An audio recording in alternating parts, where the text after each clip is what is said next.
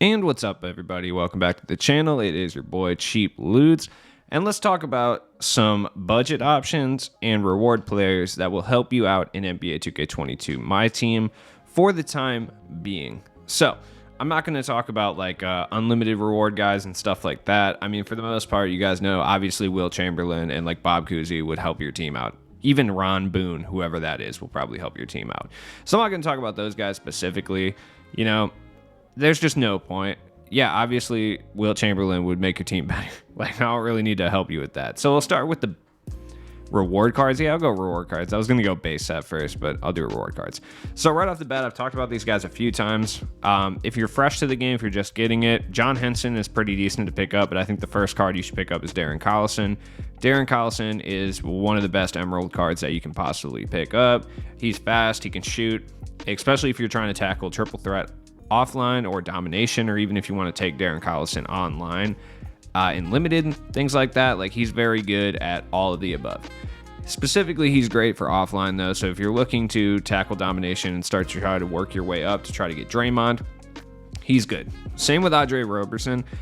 I'll be honest, Roberson's not incredibly good for online play, but for offline play, he's exceptionally good. He steals the ball at a high clip. I think I average 2 steals a game with him, and I don't even really try that hard.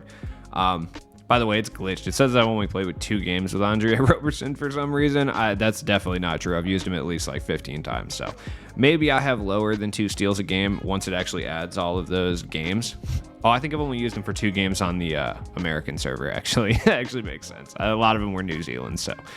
Looking at the Sapphire, like, Kelly Oubre is okay. He's a decent, like, spot-up shooting, either small ball forward or small forward. Pretty good animations. Kent Bazemore is actually really good. I haven't seen anyone talk about this card, which I think is kind of crazy. He's not a good shooter at all, but he plays good defense.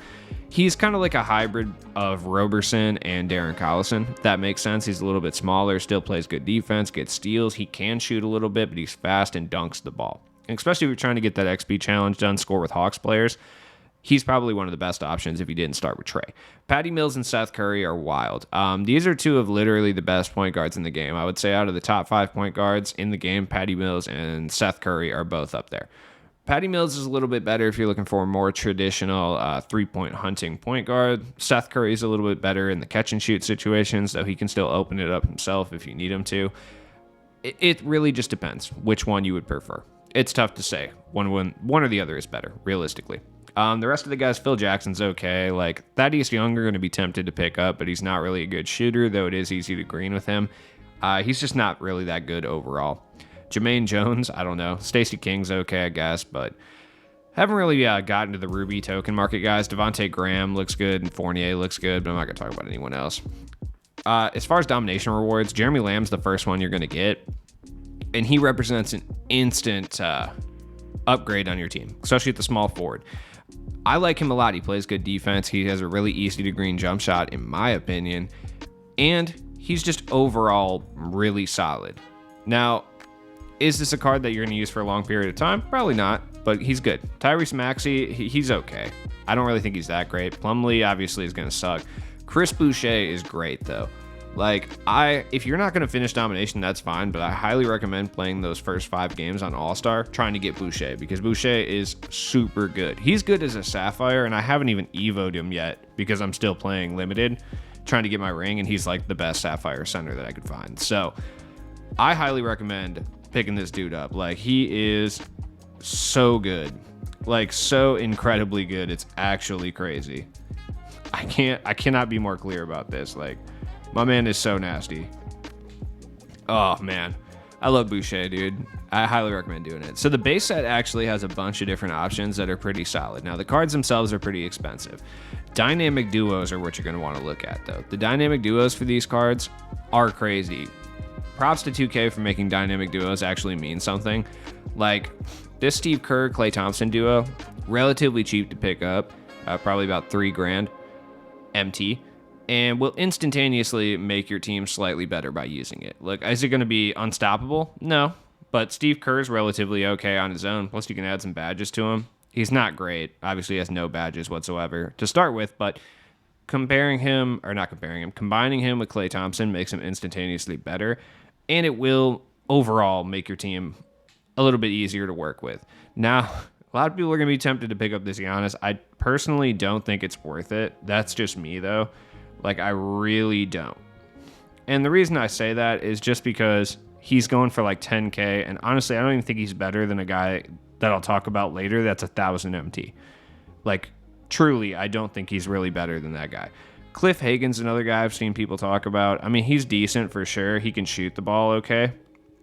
But that's about it. He's a little bit sluggish and stuff as well. So I probably wouldn't recommend messing with him. Richard Hamilton. No one's really talking about this card, but this card is actually really good. Now, is he the best option that you could find? No, especially for cost-wise. He's really expensive.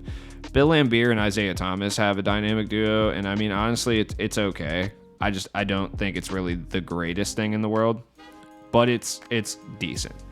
One of the better dynamic duos that I haven't seen a lot of people talk about is Kawhi Leonard and David Robinson. By the way, I just wanted to mention that one because that one's actually pretty solid. It's basically defensive upgrades and a couple like little shooting badges, but it's actually a really good like dynamic duo that upgrades quite a bit. Paul George is okay, I guess. He's decent. I have to look up what his dynamic duo is because I don't own him. But let me look that up real quick. I know you're tempted to do Paul George because of Paul George base. I personally don't think it's really worth it. That's just me though.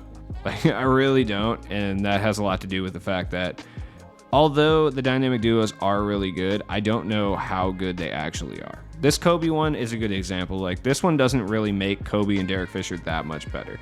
It makes them okay. Like, there's certain dynamic duos that are overpowered. There's certain ones that are just very meh. And I feel like that one is very... This one, on the other hand, Jason Terry and Dirk Nowitzki is probably, I would say, one of, if not the best dynamic duos in this game. Like, Jason Terry is already okay. He's kind of decent. Dirk is not really that great on its own. Like, he has an okay badge count. But when you combine those two in a dynamic duo, they become so good. Like, so incredibly good. It's actually crazy. Not even kidding.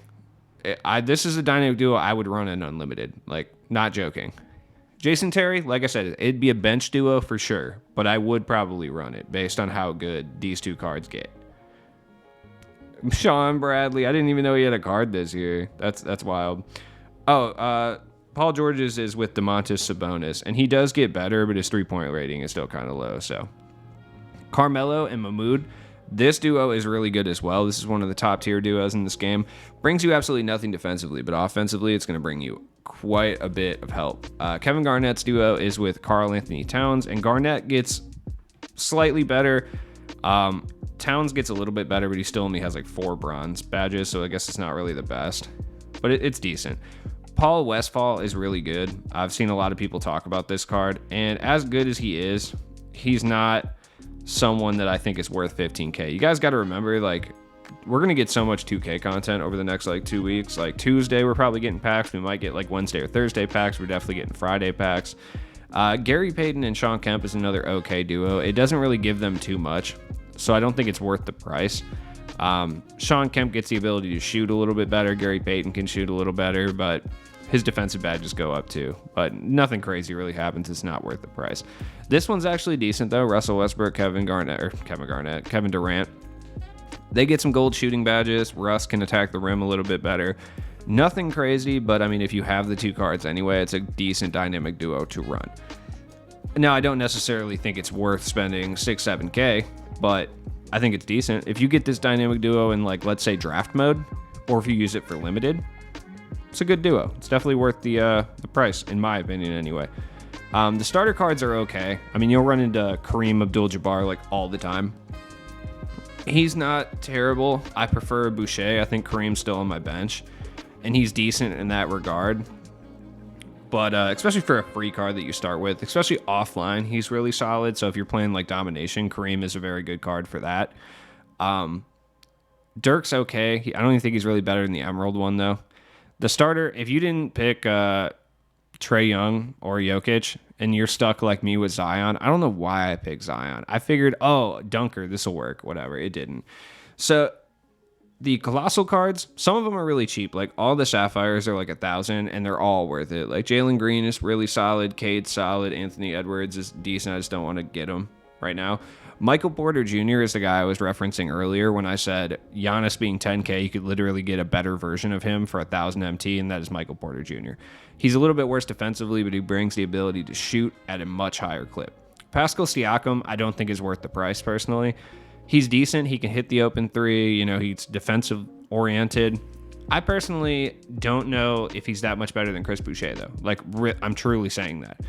He is better, but 10K better over free? I don't think so. Manu's okay. LaMelo's tight. Really expensive, though. Damian Lillard is the best point guard in the game, or at least one of them.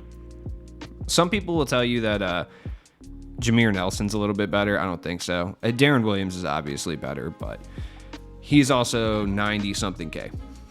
Not worth it. D'Lo's pretty good. Also, Damian Lillard is one of the hardest cards to contest in this game for some reason. I don't know what that's all about. D'Lo's decent. Ray Allen is the same way. Like, for whatever reason, the CPU just doesn't want to contest him, or the contest just, like, don't affect them. I don't really know what that's all about. That's just me, though. I have no idea. Like, once I figure it out, I'm going to try to, like, do some investigative work and figure out why it is that the contests don't work on these guys, what badge it could be. From looking at it, I'm not sure what it is right now, but it's just weird. Luka's probably worth it. I just haven't really looked into the card itself, and having to lock an entire base set in on each conference like sucks. I don't really want to do that. That sounds horrible. So I haven't really looked into him. Jameer Nelson is a card that I've heard a lot of things about recently, which I don't know. Like, is he better than Dame? I don't think so. He's probably closer than a lot of people would like to think. Oh, Luka's got 37 gold badges. I take that back. Luka's nasty. What is his animation? Oh, he's got Luka Doncic release. Gross. Couldn't even give him base 20. Couldn't even give him base 29. Luka is good, though. Like, yeah. No defensive badges whatsoever, but he's good nonetheless. So, just wanted to mention that. Yeah, let's throw my boy Big Dirk into the collection real quick. Ooh, I got 5 Mavericks players. I get a jersey. Look at me, coming up. But yeah, hopefully some of these guys will help you out. And in regards to card grading, I highly recommend grading your cards. Like, is it gonna... I got a 7. Come on, LaMelo. Oh, the 7. The audacity. I got a 9.5 Klay Thompson. That's fine, because I will be using this Klay Thompson with the Steve Kerr duo for a little bit. Now, is it going to make your cards cost a lot more MT on the market? No, not really. I mean, I've seen grade 9.5, grade 9.75 cards go for literally less than non-graded cards at all. But the thing is it's like, if you use the cards, or you plan on using the cards a lot while you're playing the game, it's worth grading them. Like, it's probably worth grading Damian Lillard even if he only gets a 7. That's just a small MT boost for a card I'll probably be using at least for a few weeks. Now, like somebody like Horace Grant, I'll grade him because I do use him in domination. And also, like, if he grades well, I'll sell him for at least a couple hundred more, so it'll be worth it, I think. I don't know, though. It's tough. The grading thing and the hollows are definitely worth more.